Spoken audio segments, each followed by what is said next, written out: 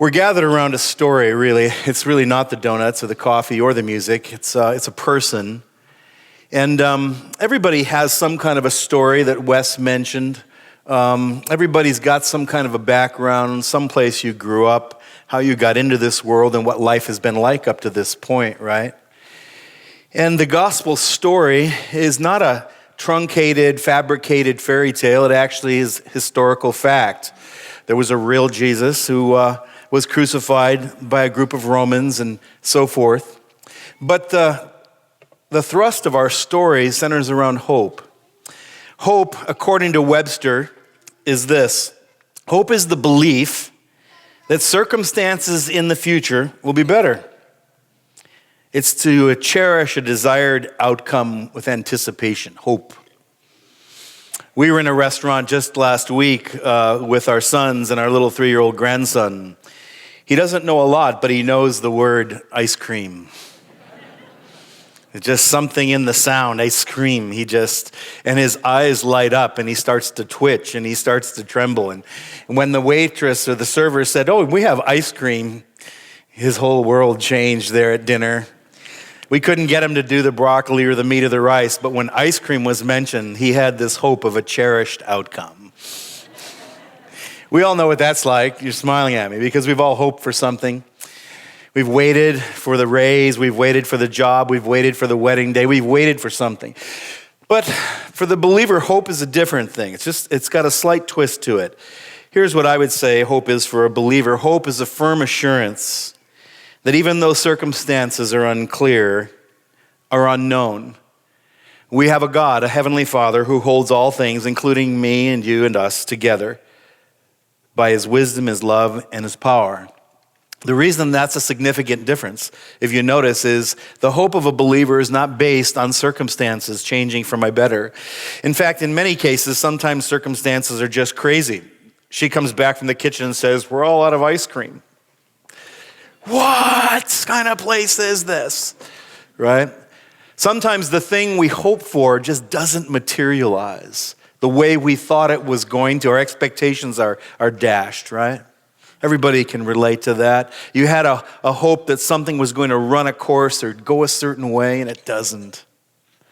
The Easter story really backs up into a larger story, and I think you could call it a conspiracy for all you history and detective buffs. It begins with a few things, but one of them begins with is a plot or a betrayal. Here's what it says. Early in the morning, and Matthew 27 and 28 are going to bookend the story. We're going to read it here this morning, and then we're going to hear from a few guests. Early in the morning, all the chief priests and the elders of the people made their plans on how to have Jesus executed. Now, there's more backstory, but we don't have enough time. But Jesus had just started raising people from the dead, and that caused quite a stir. That was last week. If you were here, you can find it on our link. A lot of people thought that was just too much. And so they made a plan. They conspired to see him arrested and executed, but they needed an insider. That insider's name was Judas. He was one of the 12. And says, so they bound him away and handed him over to Pilate, the governor. Judas had betrayed him with a kiss. But when this Judas who had betrayed him saw that Jesus was condemned, he was seized with remorse, and he returned the 30 pieces of silver to the chief priests and the elders. He came back and said, "I have made a big mistake. I've sinned and I've betrayed innocent blood." "What is that to us?" they replied. "That's your responsibility." 30 pieces of silver was the price one would pay for a slave. It was like the base going rate for a slave. And so that betrayal leads to his arrest. That arrest leads to a trial. Matthew would record the trial. Now, it was the governor's custom at the festival to release a prisoner chosen by the crowd. At that time, they had a well-known prisoner whose name was Barabbas. Barabbas' background was a revolutionary.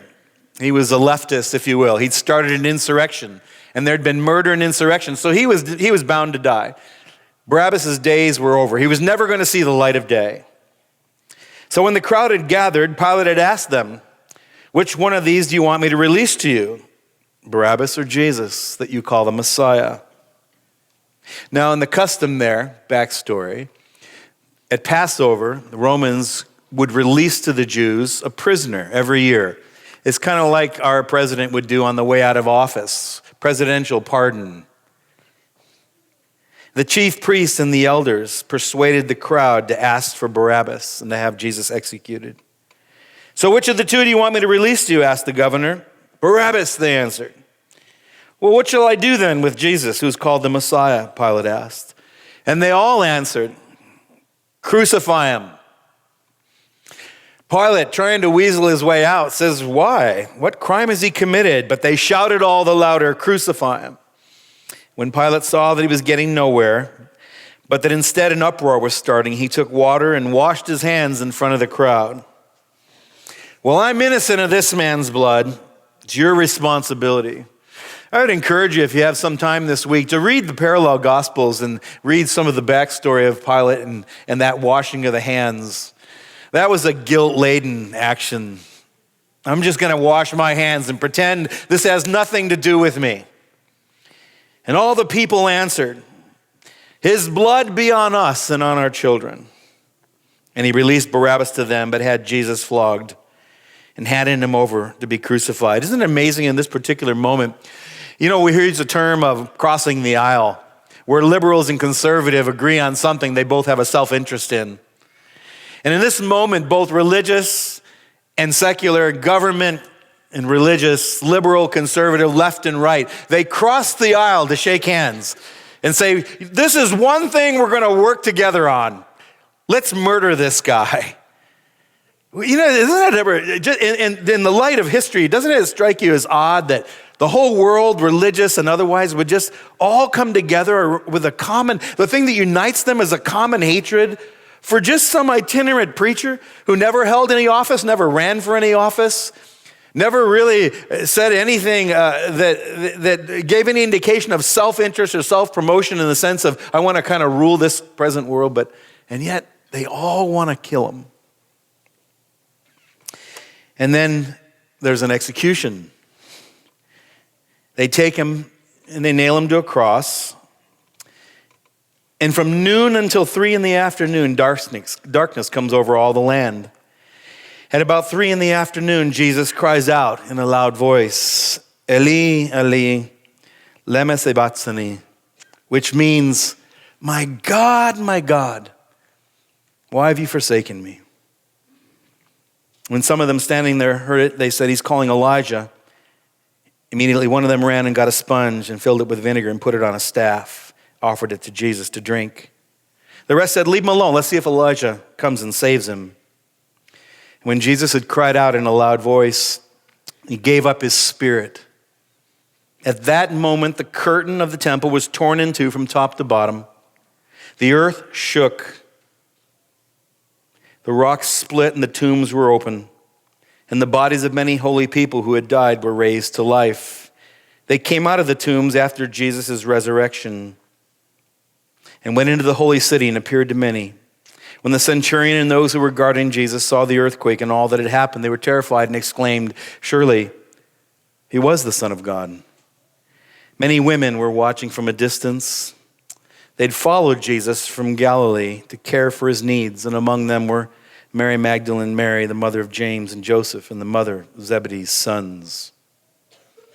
Matthew's careful to give us the details. He was a tax guy. He was good at details. And so we come to this empty tomb thing, the burial. And Joseph took the body, wrapped it in a clean linen cloth, and placed it in his own new tomb that he cut out of the rock. And he rolled a big stone in front of the entrance to the tomb and went away. Mary Magdalene and the other Mary were sitting there opposite the tomb, and the next day, the one after preparation day, the chief priests and Pharisees went to Pilate. They're afraid of something. And they go to Pilate, they go to the government official. They said, sir, we remember while he was alive, this deceiver said, after 3 days I will rise again. So would you just give an order for the tomb to be made secure until we get past that third day? Otherwise, his disciples may come and steal the body and tell the people he's been raised from the dead, and this last deception will be worse than the first. I call that whistling in the dark. They know that they know something's happened here that's irreversible. Isn't it interesting that those rocks split, not just the tomb, the rocks split and holy people came out. Holy people resurrected before the resurrection of Jesus. Chronologically, Jesus hadn't risen yet. He just died. I want to tell you this morning that the death of Jesus is significant in our lives. It's very significant. The resurrection is what we celebrate, obviously, this morning. But without the death of Jesus, the resurrection is insignificant. It's powerless. It's meaningless. Something happened when the Son of God, this claimed to be the Son of God, Messiah, died. Something happened that literally changed the chemistry of the universe. Take a guard, Pilate answered. Go make the tomb as secure as you know how. And they went and made the tomb secure by putting a seal on the stone and posting the guard. You imagine with me for a moment that moment, now that he's dead and really dead, and the government has come and sealed the tomb, and then they put Roman soldiers in front of the tomb. It's like it's as dead can be. And can you imagine what was going through the mind this morning of Mary and all these women that Matthew is careful to tell us were there? As they sat in front of this tomb where their best friend, they don't have the perspective we do. They're just sitting there having walked with this man for 3 years, watched what he'd done, and now he's dead. He's behind a big rock that's immovable, and there's government officials in front of it with a seal on it. What words would you use to describe their emotions? Despair, discouragement, traumatized, hopeless, indifferent? I don't know. What words would you use to describe? Bewildered, grief-stricken? Just think of the trauma that they had been through over the last 12 hours. Just imagine that with me. And then the resurrection after the Sabbath at dawn on the first day of the week. Mary Magdalene and the other Mary went to look at the tomb. 2 or 3 days total have gone by. And they're waiting. And they go on the third day to look at the tomb. And while they're looking, there's a violent earthquake. For an angel of the Lord comes down from heaven and going to the tomb, rolls back the stone, and he sits on it. That's what I said earlier this morning. That would be like if God had an Instagram, that would be like the best picture in the world to post. You know who this is? And his appearance was like lightning, and his clothes were white as snow. And the guards were so afraid of him that they shook and became like dead men. The angel said to the woman, "Do not be afraid, for I know that you're looking for Jesus." Listen to the words, "Do not be afraid," who was crucified. He's not here. He's risen, just as he said he would. Come and see the place where he lay. Then go quickly and tell his disciples he's risen from the dead, and he's gone ahead of you into Galilee. You'll see him there. Now I've told you. So the women hurried away and afraid, yet filled with joy, and ran to his disciples. And suddenly Jesus met them on the road. Greetings.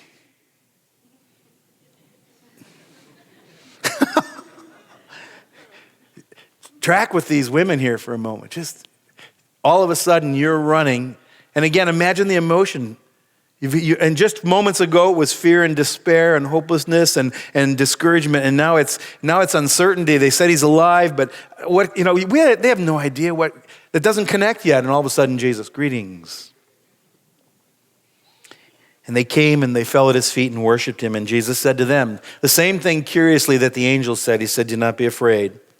Go and tell my brothers to go to Galilee, and they will see me." You know this. I think it's significant this morning that both the messenger of God that opens the tomb and Jesus himself says, "Do not be afraid." I think that's a word for us this morning in our culture. Last week, 7 days ago, in the nation of Egypt, radical Islam terrorism planted bombs inside of Christian churches very deliberately. It wasn't happenstance. Christians who are a minority in this politically and this sectarian country. And they murdered 44 people who had gathered to worship just like we did this morning. I would ask you to think about it this morning. What do you think this morning. This Easter story is 2,000 years ago, and some people look at that with kind of a measure of, well, that's kind of 2,000 years ago. What does that have to do with me today? But imagine waking up this morning in Alexandria, Egypt, and getting ready to go to church, knowing that you're about a 9% majority in a country that hates Christians, knowing that the government cannot protect you, and you're going to worship a risen Jesus. There was an article in the news this week posted by one of the priests who is one of the pastors, so to speak, of one of those churches, an open letter to the terrorists. And in that letter, basically he said, thank you. Attendance was lagging. We're bursting at the seams today. He said, thank you. He said, because I have men that I've been struggling sharing the gospel with who have been on the fence about their faith. And today they're in the front row. He said, thank you. He said, you sent 44 of my members on ahead to eternity. I don't hate you. I pray for you. Thank you. Man, where in the world? You know, in the West, see, we're insulated. We can take Easter or leave it. Men in some places in the world, some places in the West. I have a dear colleague of mine who's the pastor of Salem Heights Church, Justin Green, who found out 12 days ago as a 40-some-year-old man that he has cancer. And if Jesus doesn't cure him, he's going to go on ahead. He's in the pulpit today preaching the gospel.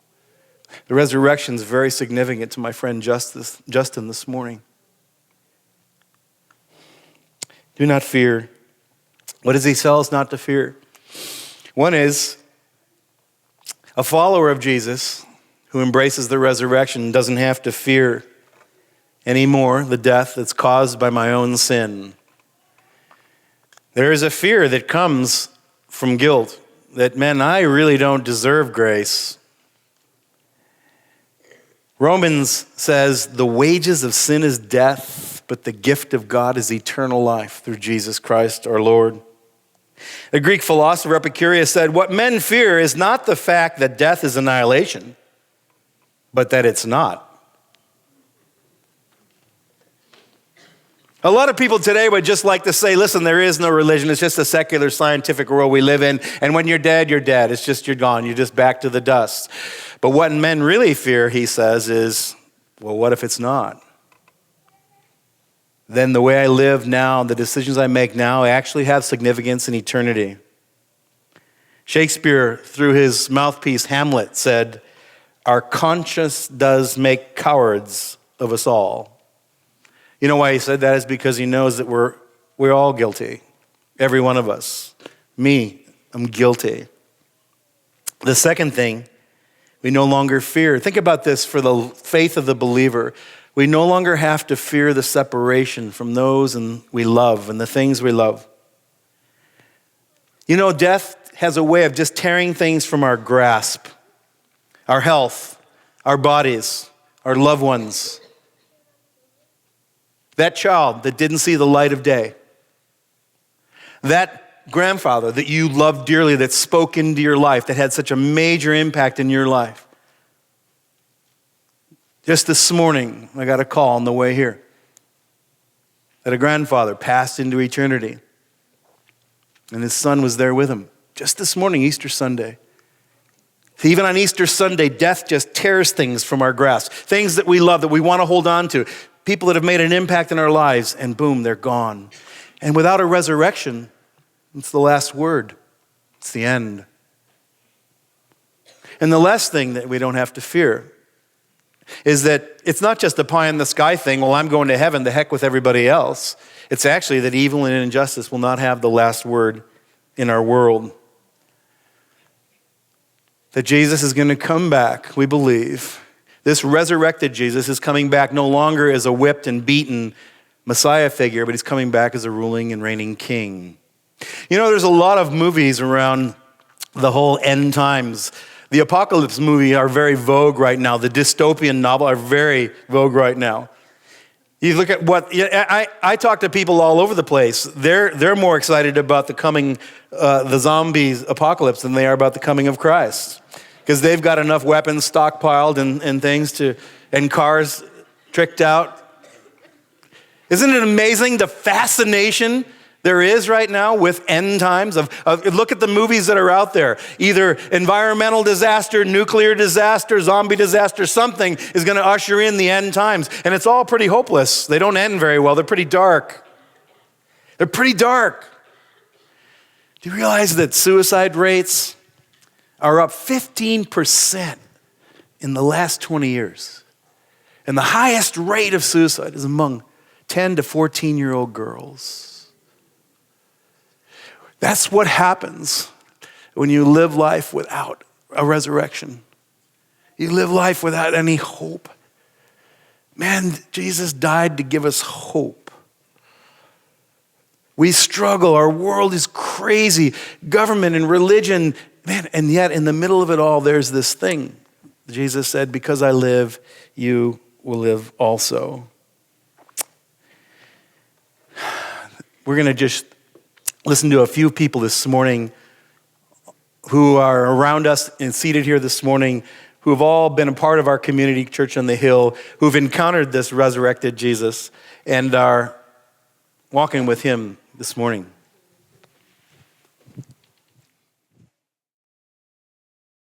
Here I was, 27 years old, and just completely broken in so many ways.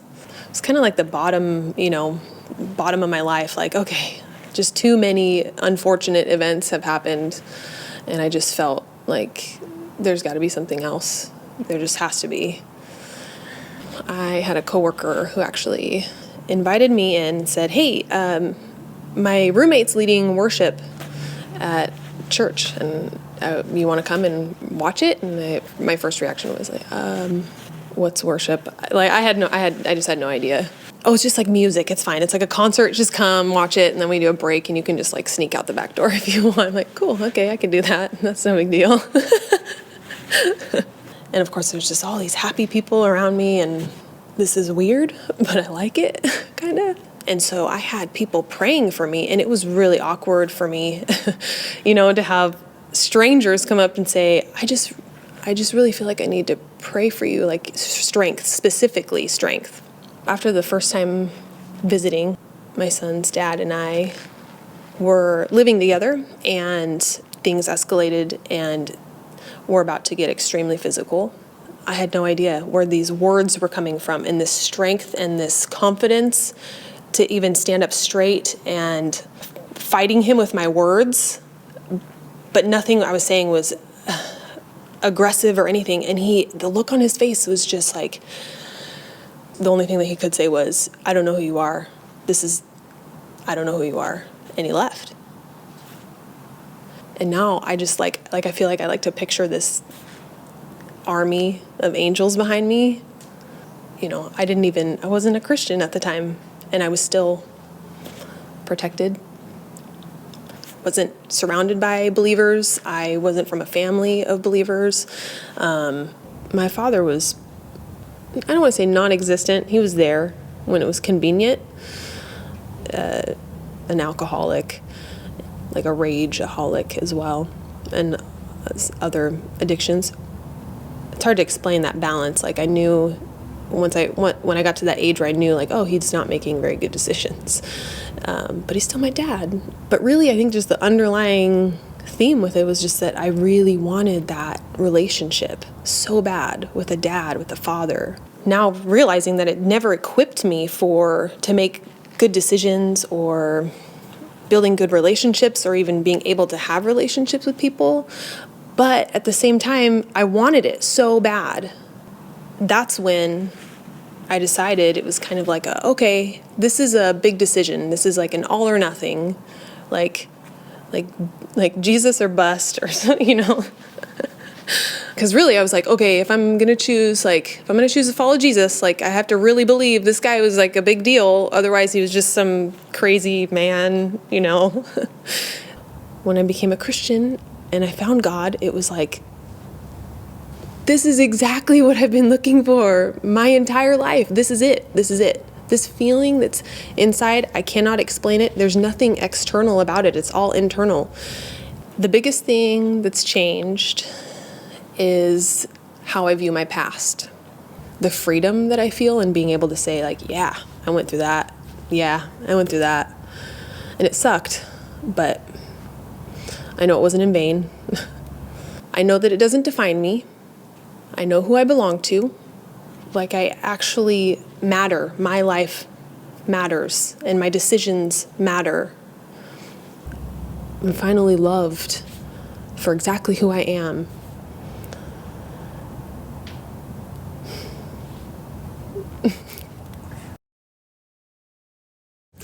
Well, when I was 8 years old, my mom sent us to Vacation Bible School, probably for a free week of babysitting, but probably not. They gave an altar call, and I grabbed my mom. I said, come on, we got to go down front. This is important. This is something we've been learning about all week. We have to do this. I learned that if we didn't give our hearts to Jesus, we were going to hell, and I didn't want to do that. I didn't really understand what I was doing at that point, but God did. I think God honored the obedience of a child. It was pretty hopeless for a lot of years. My dad was dealt with a lot of anxiety, aggressive and abusive, verbally, emotionally, physically. I had heard of foster care, so I said, you guys got to get me out of here or I'm going to die. And they said, well, that's only for homeless kids. You're not homeless. They said the only way you can really get taken out of the house is if you commit enough crime to get sent to prison. So I did. Over 90 burglaries in one summer. I said, is this enough? I continued living a life of crime and drug abuse. Spent another 10 years in the adult system. Had a really bad meth habit. Had a pretty successful drug dealing business up in Portland. I was processing a big bunch of dope, and the song Whiskey Lullaby came on the VH1 channel that I was watching in the motel room, and I just stopped and thought, wow, these people, they're dying for their addiction over each other. This is wrong.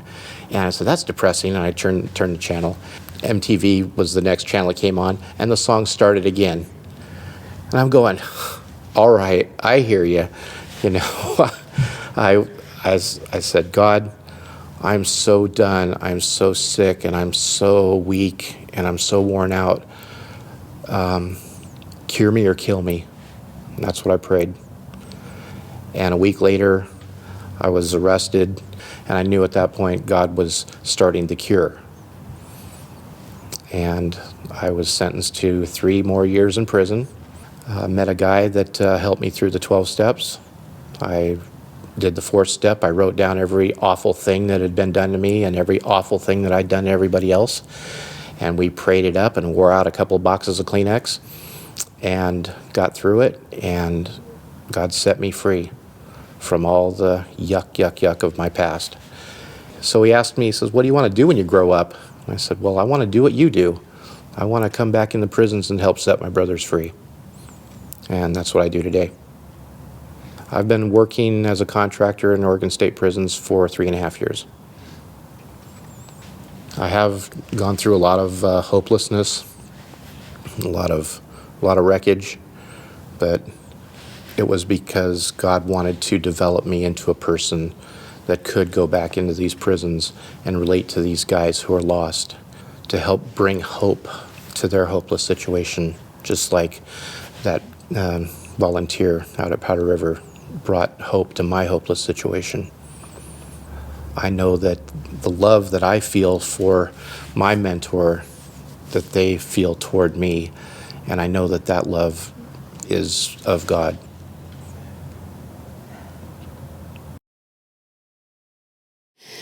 When I was born, it was a time when I probably was a love child and really was kind of an unwanted baby. And so my mother took it out on me, and her temper was I just learned to kind of dodge.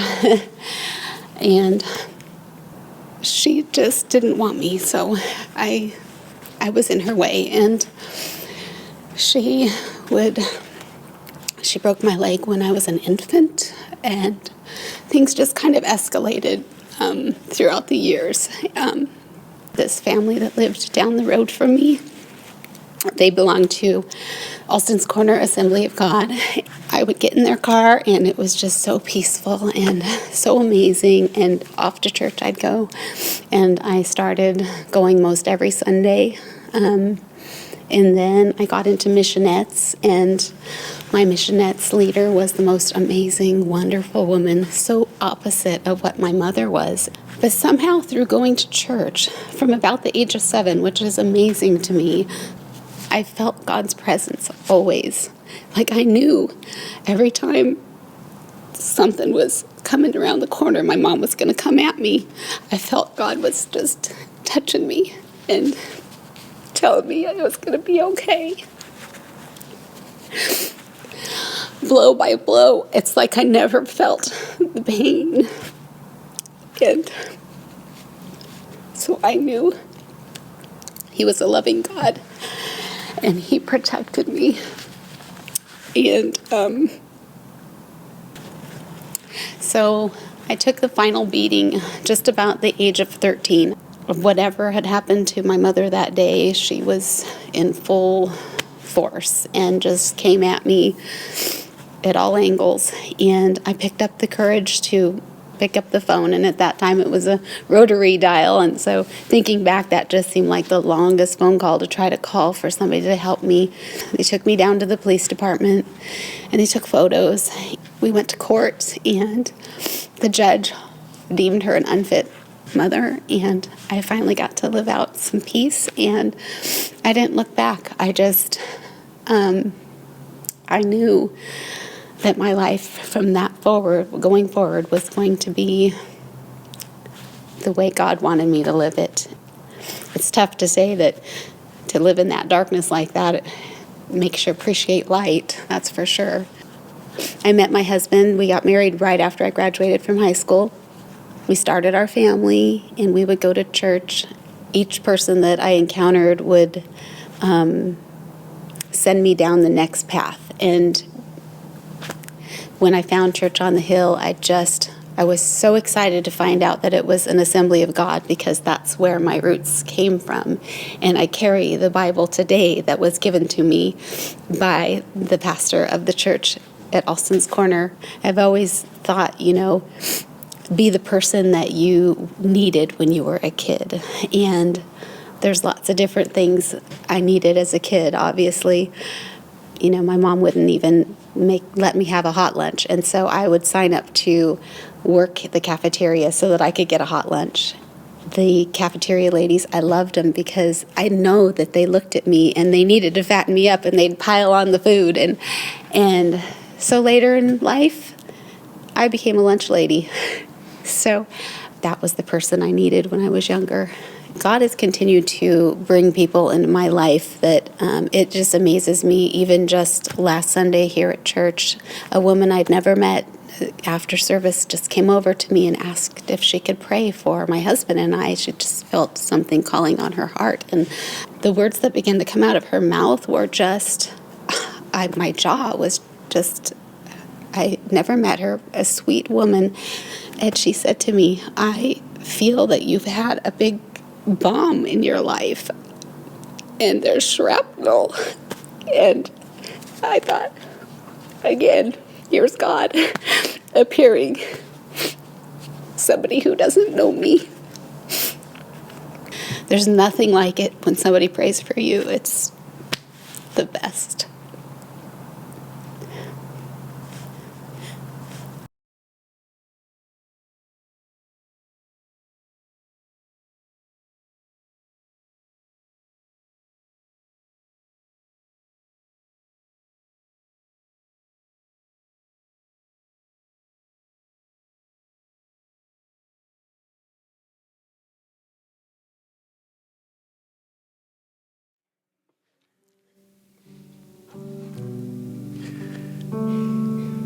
I want to just finish and read you the best promise that has ever come from the heart of God. I'd love you to take this with you this morning.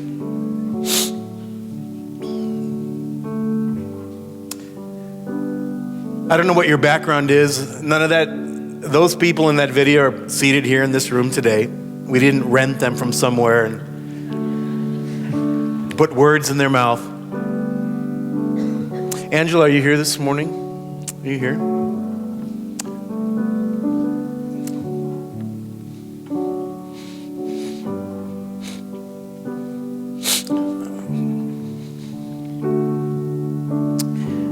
Ted is out at the North Campus this morning. Listen to this promise. It comes from God. So what shall we say in response to all this? If God is for us, who can be against us?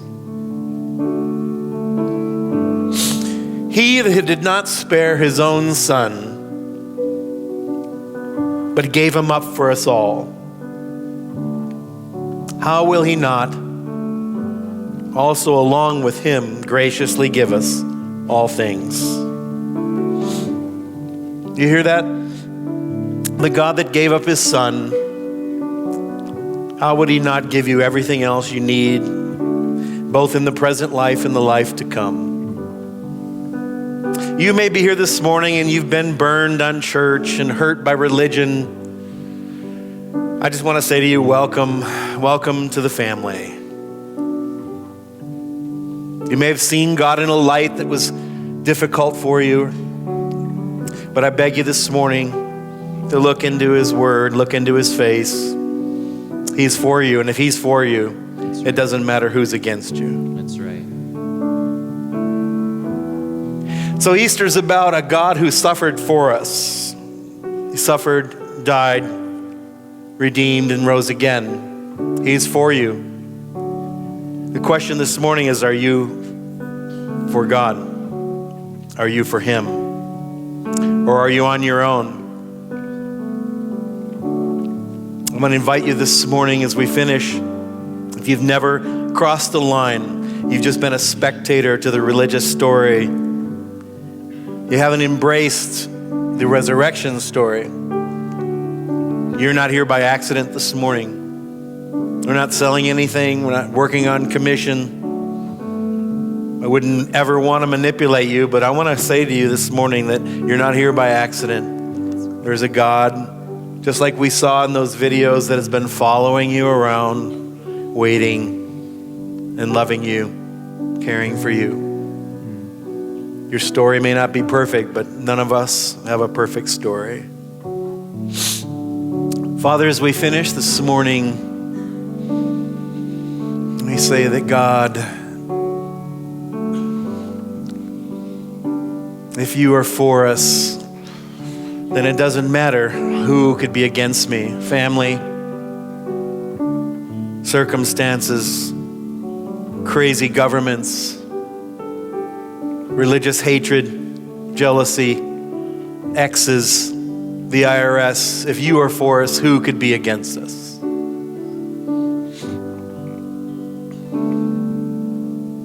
If you're here this morning and you have never crossed the line of commitment, where you said, Jesus, I want you to be more than a word and a story to me. I want you to be a reigning king in my life. And your death took my place. I recognize that sacrifice this morning. Today's the day for you to make that decision. That's me. That's me.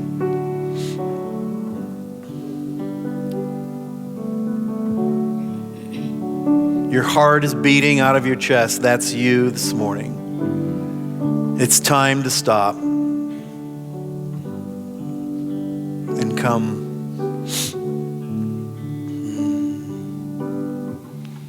There's going to be a few of our pastors and elders up here. You'd come up. They'd love to pray with you as we finish this morning.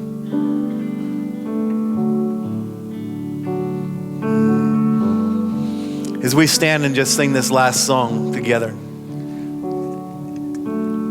if you would like to come up, let someone just pray over you, just like someone prayed over that Lady Angela that morning. Come, we're going to be here.